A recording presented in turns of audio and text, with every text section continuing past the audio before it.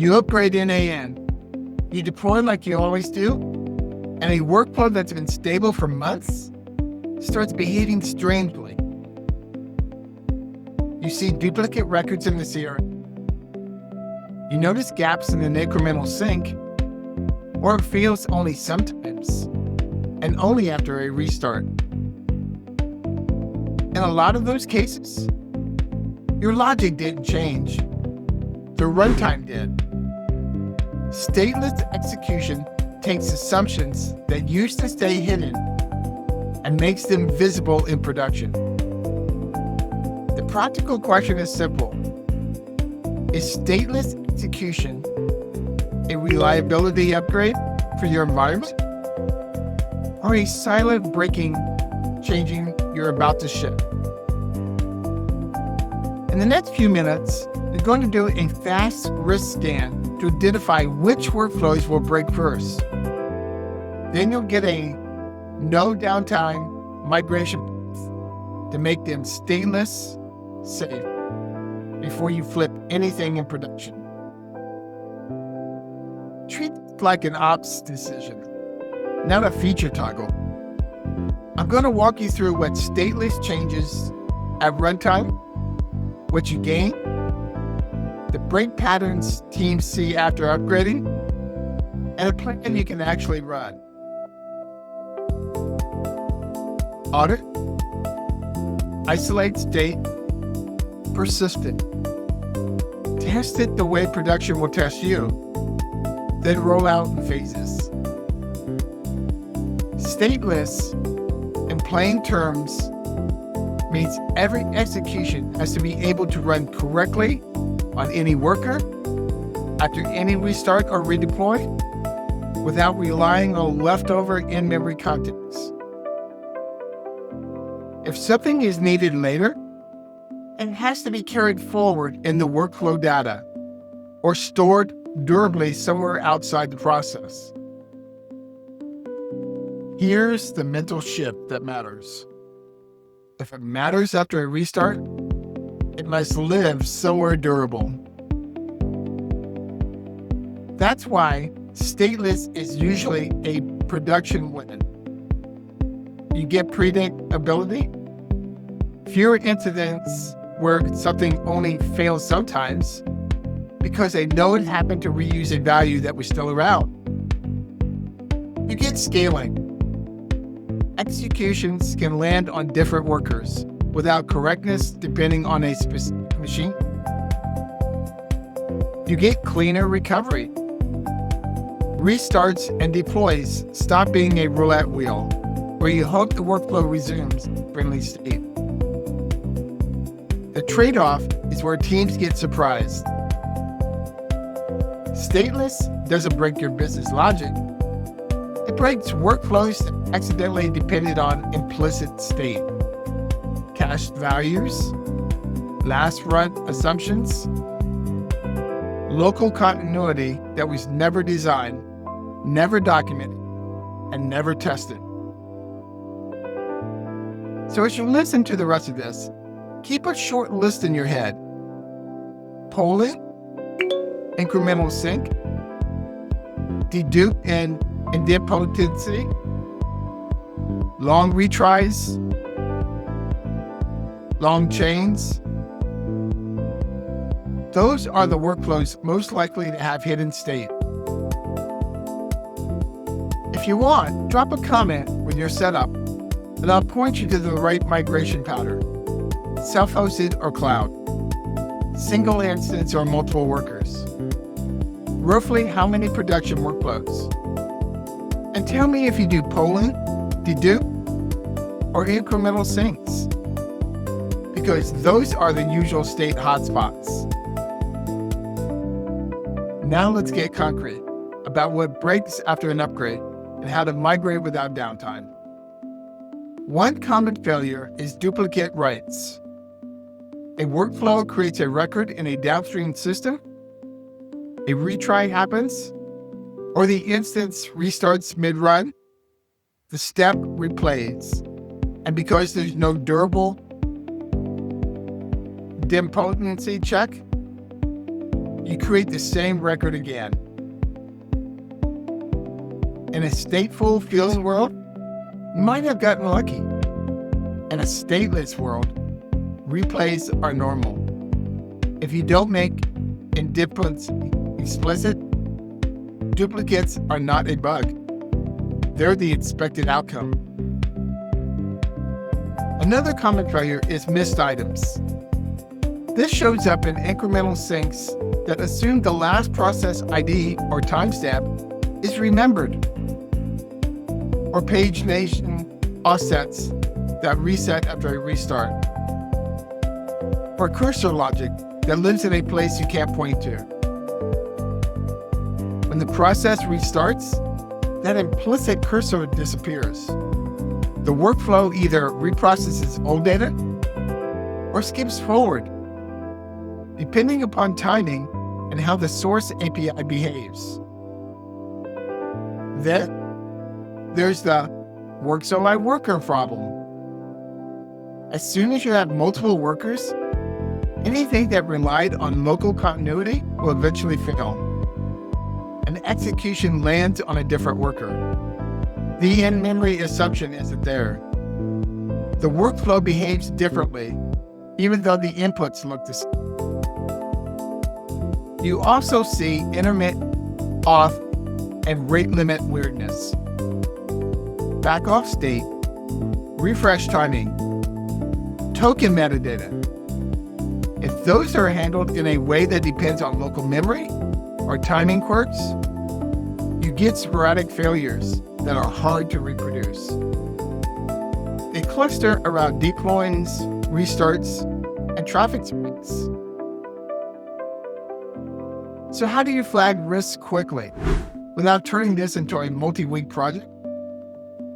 You can do a 5-minute scan per workflow. Run the workflow, then restart or redeploy the instance. Then run it again. Pause here, because this is the simplest test that catches the most issues. If behavior changes across a restart, it's already state fragile. If you have multiple workers, or you plan to, assume executions will move. If correctness depends on same machine, that's a red flag. You don't need to prove it with a perfect test. You just need to treat it as a design constraint. Then, do the most important check. Ask, where does this value live? For each critical value, you should be able to point to its source of truth. Where is the cursor? The last processed ID? The last run timestamp? Where's the pagination offset? Where's the idempotency or dedupe key? And where is it checked? Where is rate limit backoff tracked if you do it? Where is token refresh metadata handled, if applicable? If the answer is it's just there, or it worked before, that's hidden state. And if you have intermittent failures, treat them as state plus retries plus timing until you can prove otherwise. Sometimes, it's usually not randomness. It's unowned dependency. Once you've identified risks, the migration path is straightforward, and it can be done without downtime. Start by inventorying workflows by 2 dimensions: how critical they are, revenue impact, client delivery impact, internal ops impact, and how state risky they are: polling, incremental sync, dedupe, retries, long chains. This doesn't need to be a big spreadsheet. It needs to be accurate enough to sequence work. Then, isolate the state. Make the dependency explicit. Write down what must persist across steps and across runs. cursors and last processed IDs, pagination offsets, idempotency and dedupe keys, back off and retry contexts, auth refresh metadata where applicable. If you can't write it down, you can't make it reliable. Then persist it explicitly, and one durable source of truth that survives restarts and works across workers. That might be your database. It might be Redis. It might be a dedicated table per integration. The specific tool matters less than the ownership rule. One owner per piece of state. Avoid multiple places updating the same cursor. That's how you get cursor drift, gaps, and reprocessing loops that only show up under load. Now test the way stateless will test you. Run the workflow in staging, or run it side by side in a controlled way.